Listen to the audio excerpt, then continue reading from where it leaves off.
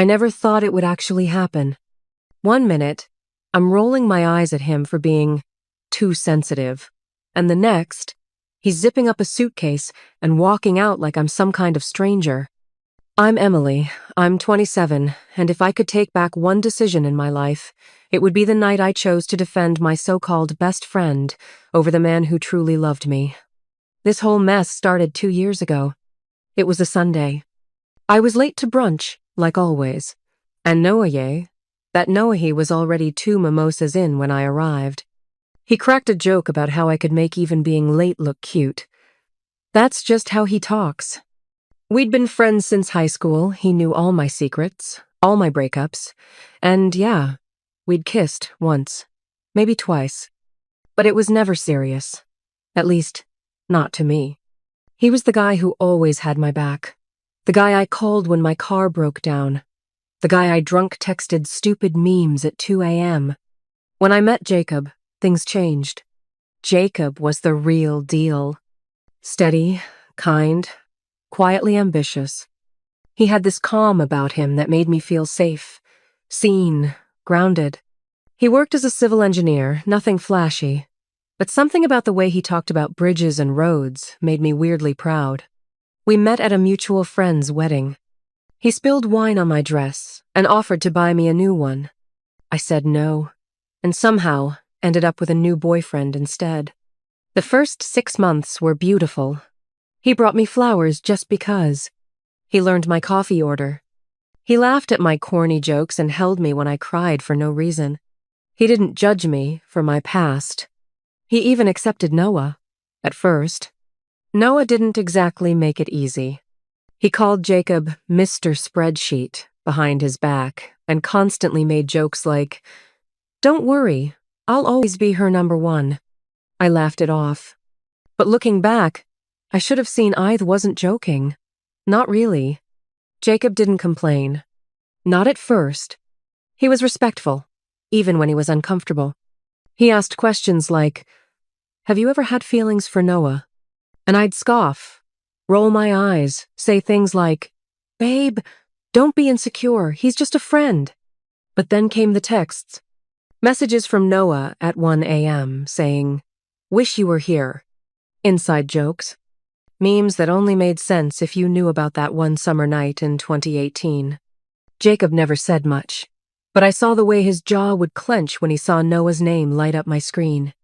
And I started hiding my phone. Face down. Silent mode. I told myself it was to avoid unnecessary arguments. But the truth?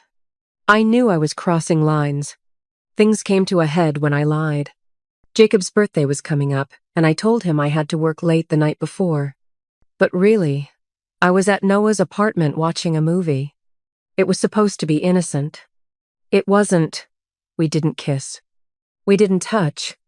But something about sitting that close to him, hearing him say, "I miss when it was just us," made my heart twist. I didn't say anything. Not to him. Not to Jacob. The next morning, Jacob made me pancakes and kissed my forehead. I felt sick, guilty, but not guilty enough to tell the truth. 2 weeks later, Jacob sat me down. He looked me in the eyes, really looked at me and said, "I love you, but I need you to block Noah. I'm not trying to control you, I feel like I'm sharing my relationship with someone who's not even in it." I laughed. Laughed like he'd just asked me to quit my job or shave my head. I said, "Wow, that's really insecure of you." He didn't yell. He didn't fight. He just nodded slowly, stood up, and walked into our bedroom. 5 minutes later, I heard the zipper of a suitcase. And just like that, it was real.